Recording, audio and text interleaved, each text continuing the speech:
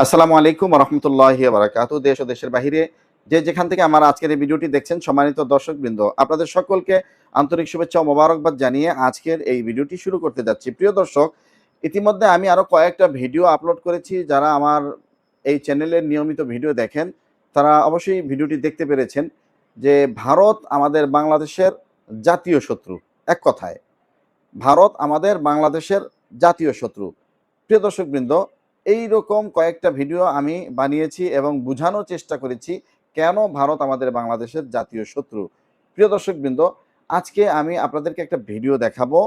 আপনারা ইতিমধ্যে জানতে পেরেছেন যে বাংলাদেশের রাম মূর্তি তৈরির নামে সারা বাংলাদেশে হিন্দুদের মধ্যে একটা মহল উঠে পড়ে লেগেছে যে তারা রাম মূর্তি তৈরি করবে। বুঝে আসছে? এবং আরও বিভিন্ন নামে বেনামে হিন্দুদের বিভিন্ন দেবতা আছে, তাদের নামে বেনামে এরকম বিভিন্ন মূর্তি তৈরি করে বাংলাদেশের মধ্যে একটা বিশৃঙ্খলা সৃষ্টি করতে যাচ্ছে। আরে বাংলাদেশ স্বাধীন হলো প্রায় ৫৪-৫৫ বছর হয়ে গিয়েছে। আজ পর্যন্ত এইরকম ধৃষ্টতা কোনো হিন্দু দেখায়নি যে এত বিশাল বড় বড় মন্দির তৈরি করবে এবং তারা মূর্তি তৈরি করে মুসলমানদের দেশে, এই মসজিদের দেশকে তারা মন্দিরের দেশে এবং মূর্তির দেশে পরিণত করবে। এইরকম দুঃসাহস তারা কখনোই দেখাতে পারেনি। কিন্তু এখন কেন দেখাচ্ছেন?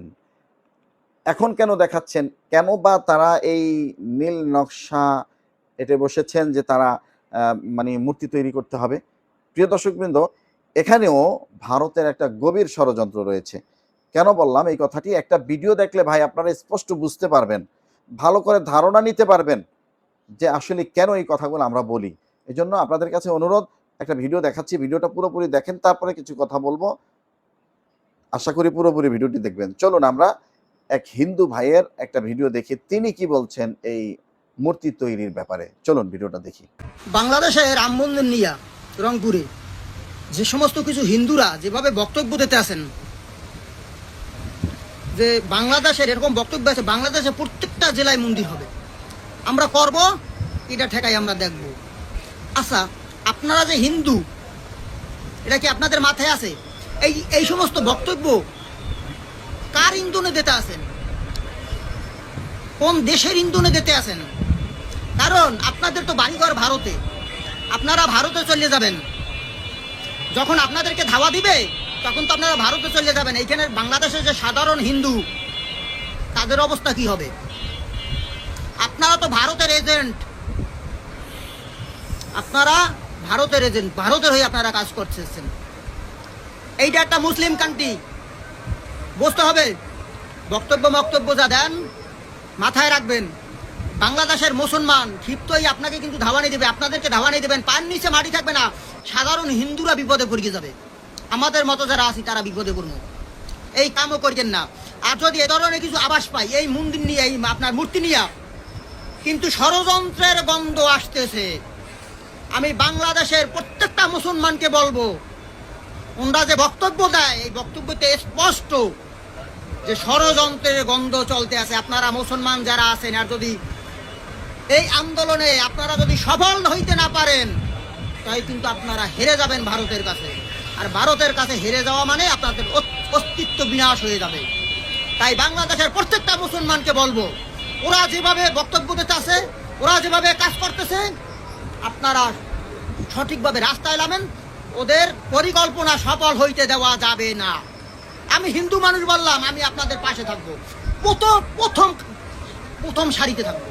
আমি ওয়াদা দিলাম আপনাদের কাছে, যদি আমি আমার ওয়াদা বরখেলাপ করি, আপনারা জুতা পিটা করিয়েন, প্রথম সারিতে আমি থাকবো। কারণ এই হিন্দু, এই বাংলাদেশের হিন্দু না, ভারতের হিন্দু, বক্তব্যে বোঝা যায়। কারণ এরা ভারতের এজেন্ট হয়ে কাজ করতেছে। আমাদের সাধারণ হিন্দু যারা আছি তাদেরকে এরা বিপদে ফেলাবে। এরা কোনোদিনও এই পরিকল্পনা সফল হইতে দেওয়া যাবে না। দর্শক, আপনারা ভিডিওটি দেখলেন, এই হিন্দু ভাই তিনি কি বলেছেন। হ্যাঁ, এটাই বাস্তব কথা। বাংলাদেশের সাধারণ হিন্দু যারা আছে, বিশেষ করে বাংলাদেশকে যারা ভালোবাসে, যারা স্বাধীনতা যুদ্ধের সাথে যারা জড়িত, অর্থাৎ যাদের পূর্বপুরুষ জড়িত, যারা কষ্ট করে দেশটাকে স্বাধীন করেছে, এই রকম প্রত্যেকটা হিন্দুর কথাই কিন্তু এই ভাইয়ের কথার মতো। আমরা অনেকের সাথে আলাপ করে দেখেছি, তারা এই মূর্তি টুর্তি বানানোর ব্যাপারে তারা একমত না। ঠিক আছে? অনেক হিন্দু তো এটাও বলে যে ভাই, এই যে মূর্তি তৈরি করা মানে ঈশ্বরের একটা রূপ দেওয়া, ভগবানের একটা রূপ দেওয়া, এটা তো মানে আমাদের ধর্মেও জায়েজ নেই, আমাদের ধর্মেও তো এটা নিষেধ করে। তাহলে এটা কেন করেন ভাই? বলে যে ভাই বলেন কি আমাদের পূর্বপুরুষরা এটা করে আসছে, তো সেই সুবাদে এটা আমরাও করি আর কি।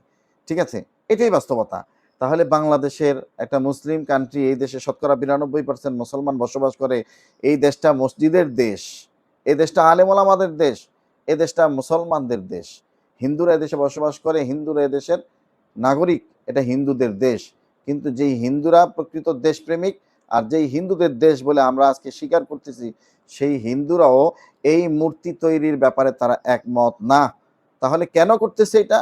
এটা করতেছে ভারত একটা মানে অপকৌশল বেছে নিয়েছে। ওই যে ইসকনের যে সন্ত্রাসীগুলা, এই ইসকনের সন্ত্রাসীদেরকে দিয়া মনে করেন বাংলাদেশের মধ্যে একটা বিশৃঙ্খলা সৃষ্টি করায় দিয়া গোটা বিশ্বের যত বড় বড় মুসলিম বিদ্বেষী দেশগুলো আছে তাদেরকে একটা মেসেজ পৌঁছে দেওয়া যে বাংলাদেশে আমরা আমাদের হিন্দুদের অধিকার প্রতিষ্ঠিত করতে পারি না, আমরা মূর্তি তৈরি করতে পারি না, আমাদেরকে সেখানে বাধা দেওয়া হয়। এটা বলে বাংলাদেশটাকে মানে গোটা বিশ্বের কাছে বিষিয়ে তুলে বাংলাদেশের ভাবমূর্তিকে নষ্ট করে বাংলাদেশ একটা সাম্প্রদায়িক দাঙ্গার দেশ হিসাবে বহির্বিশ্বের কাছে পরিচয় করায়া তারা চাচ্ছে যে না, এই বাংলাদেশটা ভারতের একটা অংশ। কারণ তারা বলে যে এটা হলো অখণ্ড ভারতের একটা অংশ। তার মানে হলো স্বাধীন হয়েছে বাংলাদেশ ১৯৭১ সালে, আর এই ১৯৭১ সালে বাংলাদেশ স্বাধীন হয়েছে ঠিক, কিন্তু ভারত আজও পর্যন্ত বাংলাদেশটা স্বাধীন হয়েছে এটা স্বীকার করে না। তারা বরং বলে যে এটা অখণ্ড ভারত। তার মানে হলো ভারতের একটা অঙ্গরাজ্য তারা মনে করে বাংলাদেশটাকে।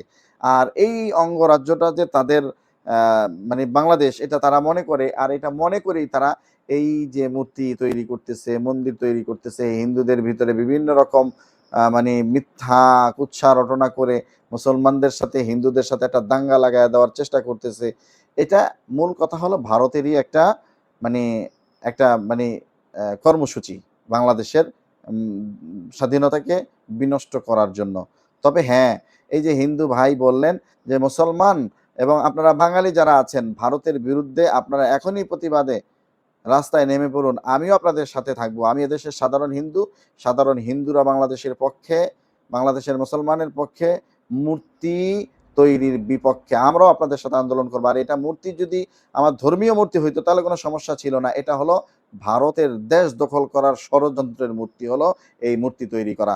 এজন্য আমাদের মুসলমানদেরকে সতর্ক হতে হবে। বাংলাদেশের প্রত্যেকটা নাগরিক দল মত নির্বিশেষে আওয়ামী লীগ, বিএনপি, জাতীয় পার্টি, জাসদ, বাসদ, তারপরে চরমোনাই, হেফাজত, জামাত ইসলাম যা আছে সবাইকে ঐক্যবদ্ধ হতে হবে এই বাংলাদেশটাকে যদি রক্ষা করতে হয়। সবাইকে ঐক্যবদ্ধ থাকতে হবে দেশের ব্যাপারে।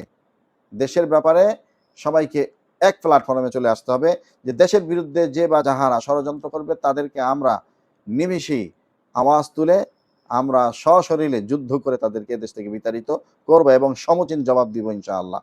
এ ব্যাপারে আমাদেরকে সতর্ক থাকতে হবে, সাবধান থাকতে হবে। প্রিয় ভাইরা, বুঝতেই পেরেছেন যে এই যে মূর্তি তৈরির যেই নীল নকশা, মূর্তি তৈরির যে উৎসব হিন্দুদের মধ্যে দেখা যায়, এটা বাংলাদেশের সাধারণ কোনো হিন্দু না। দেখবেন এরা সবগুলা ভারতের এজেন্ট, এদের প্রত্যেকের প্রায় ভারতে বাড়ি আছে। এটা খেয়াল করে দেখবেন। এজন্য এই ষড়যন্ত্রের মুখোশ উন্মোচন করতে হবে জাতির কাছে। এই ভিডিওটা আপনারা প্রচুর পরিমাণে শেয়ার করে অন্যান্য ভাইদেরকে দেখার সুযোগ করে দিবেন। যারা চ্যানেলটি সাবস্ক্রাইব করেননি, চ্যানেলটি সাবস্ক্রাইব করে পাশে থাকা বেল আইকনটি ক্লিক করে রাখবেন। যারা এখনো লাইক দেননি, একটি লাইক দিবেন। দয়া করে ভিডিওটি শেয়ার করে ছেড়ে দিবেন। আপনাদের মূল্যবান মতামত কমেন্ট বক্সে জানাবেন। আসসালামু আলাইকুম।